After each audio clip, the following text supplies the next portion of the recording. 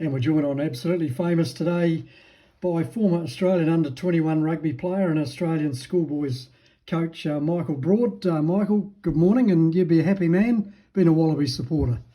Morning, John. Yes, it was a great win indeed over in Argentina. A very difficult place to win away.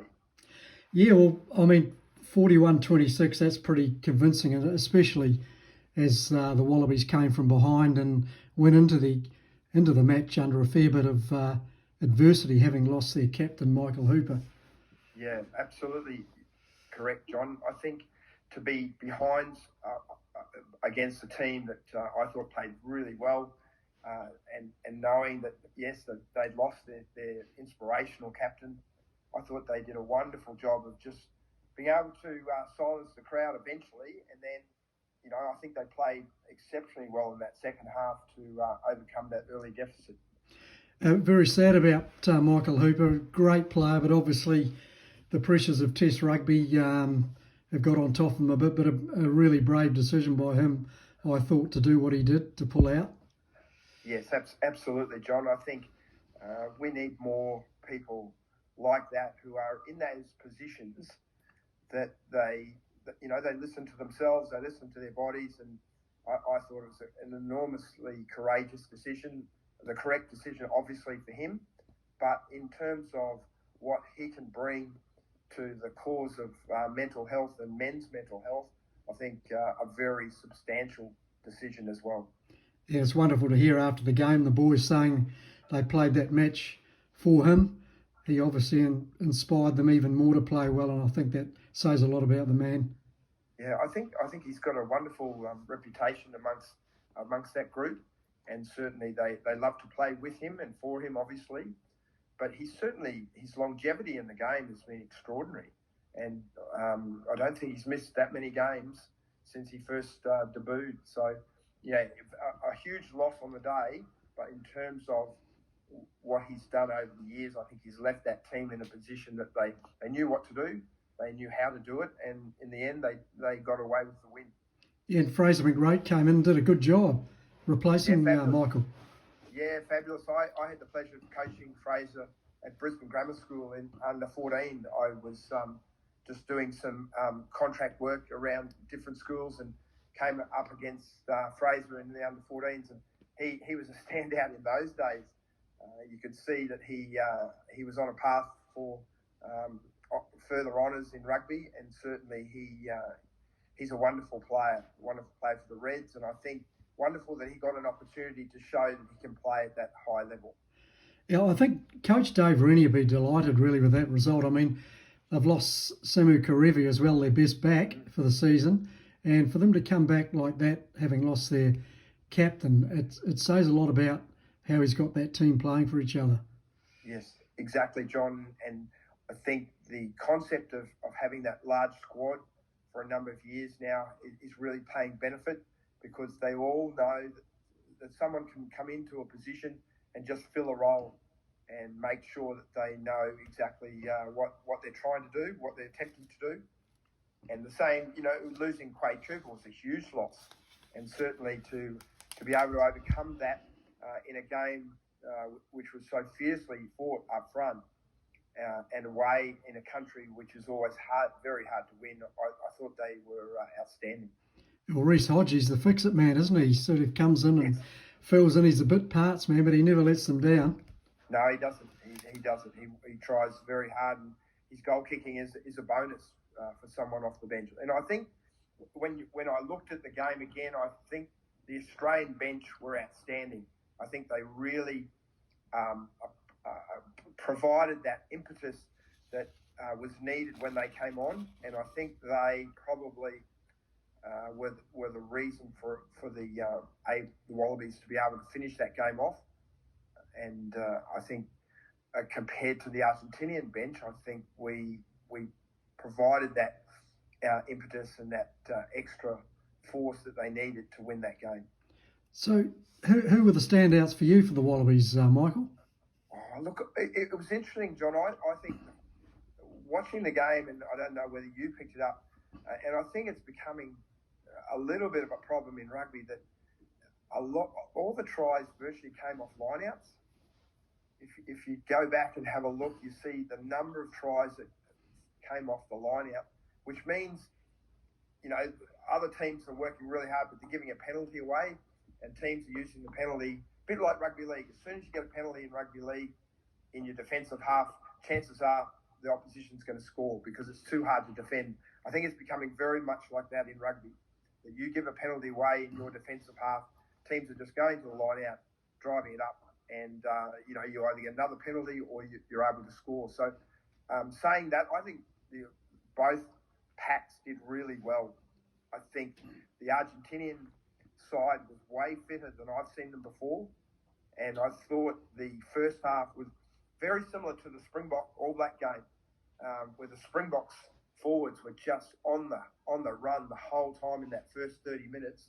I thought both the Wallabies and the Argentinians were very similar, and it's obvious that both forward packs had decided to attack not so close to the breakdown, but just a little bit wider, where they can challenge the smaller players, running into backs and seeing if they can make their tackle. So to answer your question, I think the forward pack was outstanding for Australia. Obviously, the scrum was under pressure, but their line-out was exceptional. I thought the hooker, Folau, was really wonderful. Yeah, well, what will this result do for that team, Michael? I mean, as you say, they played under adversity away from home, came from behind. I think it will give them enormous confidence, John, especially in Argentina, where the going away on tour is so limited nowadays for these players. I know they travel a little bit with their super sides, but to go on a tour of a country and they're playing, I think they're playing the second test there, are they? Yep. I think that bonding you get on tour is a wonderful opportunity to cement just that team atmosphere, that team culture, and it's a great learning experience when you travel, both on and off the field. And you have to grow as a person and as a team when you travel away, and it's a great confidence booster, I would say, leading into the second test. How did you rate the back play of the Wallabies? Yeah, I thought their first entry into the 22, I thought they scored a great try through Geordie Bataille. I thought Quade Cooper was a little bit rusty early on in the game, but he set that try up beautifully. Their first try, he just held the pass up well. He's got such a wonderful passing game, and so I thought they showed in the second half a little bit more enterprise than in the first half. I thought the first half the Argentinians controlled the ball very well and they used the ball well. I think the Argentinians have obviously benefited from Michael Cheika coming in and adding to, we all know the Argentinians are tough, uncompromising, but I think he's added a bit of a flair and a bit of an open rugby mindset to their players, because they've always had wonderful individuals, unique individuals who can score from anywhere. But I think now as a team, they've decided that they can play that way as one team, and I think that makes them extremely dangerous going forward. And they would have learned a lot from that game. I don't think the Argentinians were that far away from winning the game. It wasn't right near the end. Argentina were throwing the ball around. They dropped the ball, and then Australia took advantage to score right on full time. So while the score looked quite convincing, I think the Argentinians will not lose confidence from that loss, and they will have learned a lot from that game. I think they showed that they're a fitter side than they've ever been, and they showed the benefit of having played Scotland not so long ago. There's some real X factor in that Australian backline. You mentioned Jordan Petaia. I mean, he's got everything, hasn't he? He's a decent size and just his pace. It's the speed of the man. Yes, and he's very awkward to tackle. He's very what I'd call raw bone type play. He runs at pace. He's got great self-confidence in his own ability. I think the only thing that anyone would say about him would be making sure he plays the team game. A number of in his early tests he would try probably too hard to make a break or take the game on himself rather than just play the way the team wants to play and play his part. And I think he's starting to learn that. And you're right, he's very quick. I remember him as a schoolboy here at Brisbane State High School. He played, I think he played fullback in his final school year, and he was exceptional. He was a standout then, and his coach at that time, Pat Byron, who was the premier grade coach in Brisbane at the time, he said to me, he said, this guy will go from school straight into the Wallaby squad, which he did. So he's a good judge. Your good friend Dan McKellar, assistant coach of the Wallabies, can you see his influence there in the forward, the way the forwards are playing? Yeah, absolutely, John, especially at the line-out. Dan was a wonderful exponent in his own day as a prop forward at the Reds and at South Rugby here in Brisbane. He certainly was a wonderful exponent and really put a lot of thought into line-out play. And you can see that in the Australian line-out. It's exceptional. And as I said to you, the number of tries coming from line-outs is just growing and growing because it's becoming such a weapon and it's so difficult to stop a good line-out and a good driving line-out. Yeah, speaking of defensive line, it isn't amazing in the short space of a couple of weeks what Jason Ryan did to the All Black line-out defence. Changed it from completely transformed it. Yeah, very much so. I thought the Springboks just threw so much at the All Blacks in that first half. It was extraordinary, the amount of tackling that the All Blacks had to do, and the Springboks were brutal, as was the game in Argentina. I thought the physical collisions in the game were extraordinary, and to the players' credit, their ability to just get up, get to the next phase, go again, I think is a wonderful reflection of their fitness and their mental toughness. Michael, the Bledisloe Cup's a wee way away yet, but the Aussies must be sort of, really looking forward to this season, because the way the All Blacks are at the moment, if they played this weekend, the Wallabies, I'd pick them to win.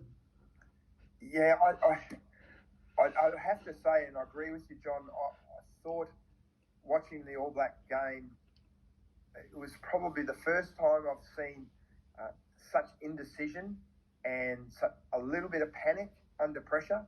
And look, I think any team playing against that Springbok side in the first half would have been under enormous pressure.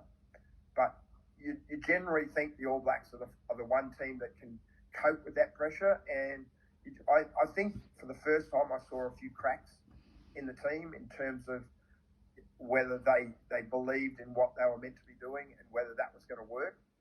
And I also saw players just throwing passes more so in what I thought was panic rather than let's just hold on to the ball, we'll get back to our shape, and they tried to score from or just try to keep the ball alive in any situation rather than just having a little bit of patience, which is the All Blacks have always been so well known for.